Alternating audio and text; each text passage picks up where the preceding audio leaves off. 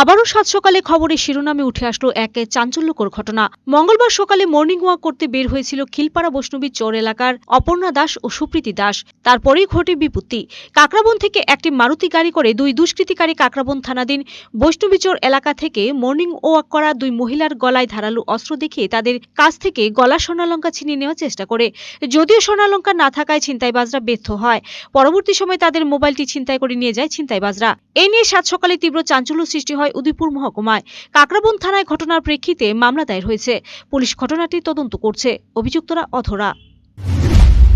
আমরা সকালে মর্নিং ওয়াকে বাইরে দুজন পেশেন্ট মালিকে আমি হাঁটতে বাইরে ওই দিক দিয়ে যাওয়ার যাইতেছি, রেল নিচে দিয়ে রাস্তা দিয়ে যেতেছি।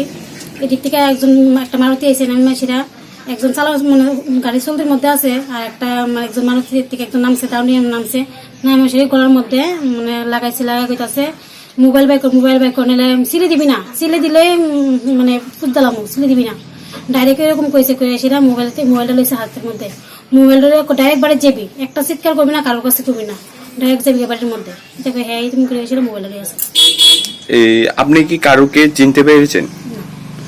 এই ঘটনাটা কখন হয়েছিল? 5:50-55 এরকম সকালবেলা ভোরবেলা। এখন আপনি কি থানাতে এফআইআর করেছেন? করি নাই, 10টার দিকে যাব। এখন আপনি কি চান? আমি কেস করতে চাই। Bureau report, search India TNN।